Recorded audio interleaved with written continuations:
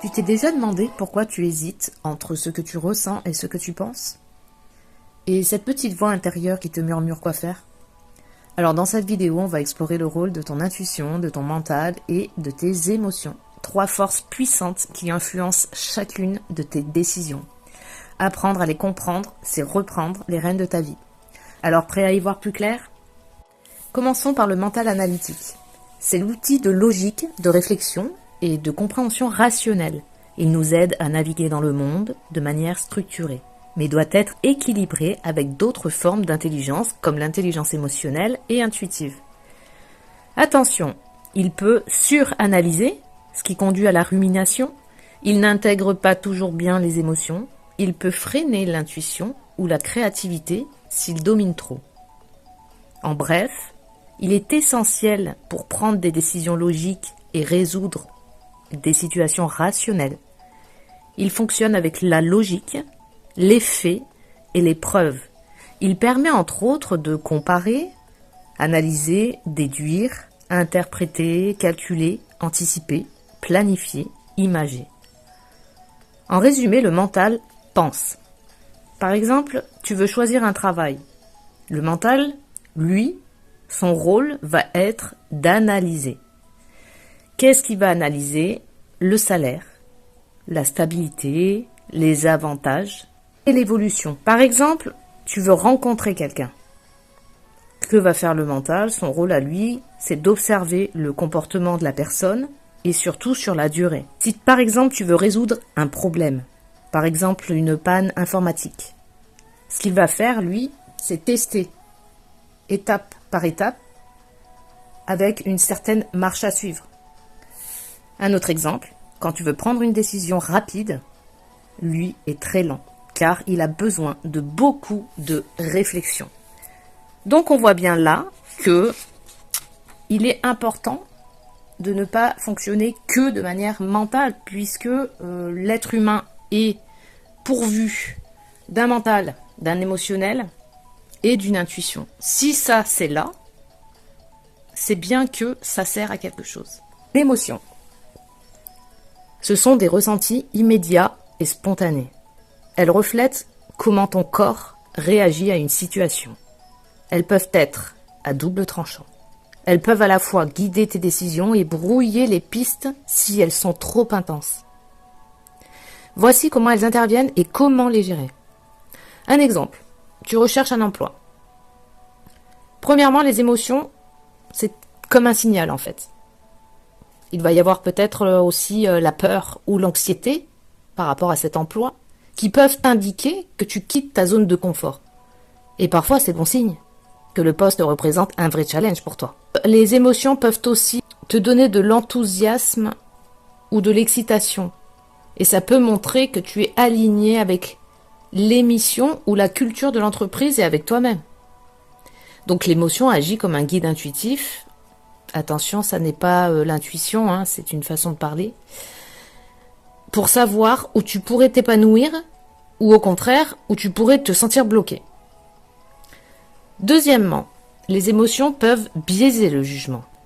Par exemple, la frustration ou le désespoir après plusieurs refus pour t'inciter à accepter un poste qui ne te correspond pas du tout.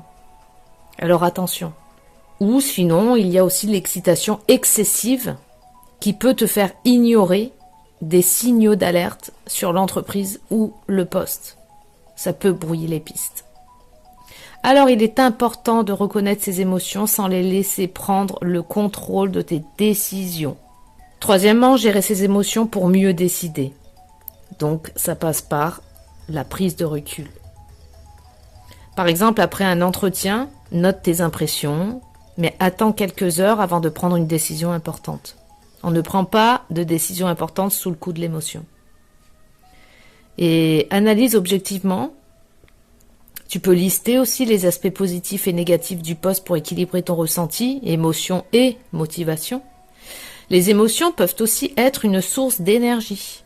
La curiosité et l'envie de relever un challenge te poussent à postuler, à préparer sérieusement et à persévérer malgré les refus. En résumé, les émotions ne sont ni mauvaises ni inutiles. Elles sont des signaux précieux, alertés, motivés, protégés. Elles sont basées sur le passé et l'expérience. L'astuce est de les reconnaître et de les utiliser pour guider tes décisions plutôt que de réagir impulsivement. C'est tout. Donc si c'est là, c'est que elles ont quand même un rôle important. On ne peut pas dénigrer que ce soit le mental, que ce soit les émotions, pour en préférer un. C'est d'essayer de faire en sorte de coopérer, coordonner les trois. Alors maintenant, on va parler de l'intuition. L'intuition est une forme de connaissance immédiate qui ne passe pas par l'analyse rationnelle. Elle se manifeste comme une impression spontanée qui guide les décisions souvent basées sur l'expérience passée, les observations subtiles et la compréhension implicite d'une situation. En fait, tu peux pas l'expliquer. L'intuition, c'est vraiment quelque chose qui arrive comme ça d'un coup d'un seul, sans pouvoir l'expliquer de manière rationnelle. En bref, l'intuition te dit ce qui semble juste avant que ton esprit logique n'ait tout analysé. L'intuition est rapide, immédiate, basée sur le ressenti. L'intuition voit globalement et donne une impression directe. Elle est utile pour des décisions vraies. C'est une connaissance, une sensation de savoir sans raisonnement conscient. Elle peut apparaître comme un pressentiment ou une idée soudaine. C'est une guidance précieuse dans la prise de décision. Par exemple, on va reprendre les exemples de tout à l'heure. Tu veux choisir un travail? L'intuition, elle, ça va passer par le fait de te dire « Ah, là, je le sens bien ». Ou, je sais pas là, mais il y a quelque chose qui me bloque. Par exemple, tu vas rencontrer quelqu'un. Ça va être en fait ta première impression immédiate. Et en fait, l'intuition te donne un signal. Ou tu veux résoudre un problème comme une panne d'ordi ou de voiture. Et en fait, l'intuition, elle va arriver comme une sensation où tu vas observer la situation et tu vas te dire « Ah, mais j'ai la sensation que ça vient de là, la panne. » L'intuition, en fait, elle peut guider. Par exemple, tu veux prendre une décision rapide. Bah, l'intuition, elle est super pour ça, parce qu'elle est rapide. C'est une réaction immédiate, ça marche avec, c'est l'instinct, en fait.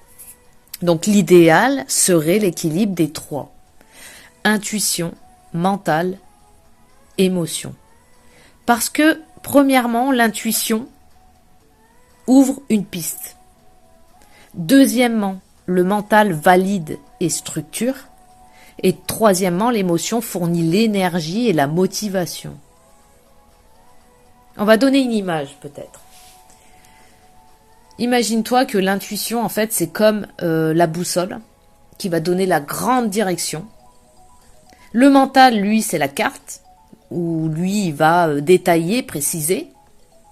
Et l'émotion, en fait, ça va être le carburant, donc l'énergie et la motivation. En résumé, l'intuition ressent, le mental pense, l'émotion réagit. En clair, l'intuition te dit ce que tu devrais faire ou savoir.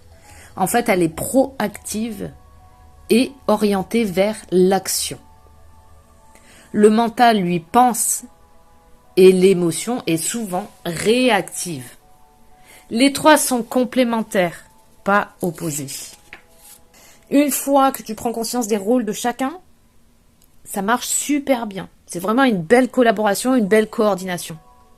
Le problème qui se pose, c'est de savoir qu'est-ce qui a été engrammé comme mémoire. Parce que le mental, lui, en fait, c'est un traducteur où il va interpréter les choses. Et il peut être biaisé par rapport à tout ce qui a été engrammé dans ta vie, dans ton enfance. Par exemple, si tu as une blessure d'insécurité, si par exemple tu as eu un manque d'écoute et de communication dans ton enfance, parce que le manque d'insécurité, le manque d'écoute, de considération, d'amour, tout ça, ça engendre des sortes de traumatismes qui vont te mettre des barrières. Donc il est bien de savoir du coup qu'est-ce que j'ai enregistré, comment mon mental est programmé en fait. Qu'est-ce qui me bloque et ça, je fais faire d'autres vidéos, notamment une sur l'insécurité et une autre sur le manque d'écoute et de communication, point par point, de manière claire, pour que vous puissiez prendre conscience en fait, peut-être, que vous souffrez effectivement de certaines blessures d'insécurité, voire de manque d'écoute et de communication, avec des exercices que je vais vous donner aussi très simples, très très simples, et qui fonctionnent très très bien. Prenez soin de vous et à bientôt.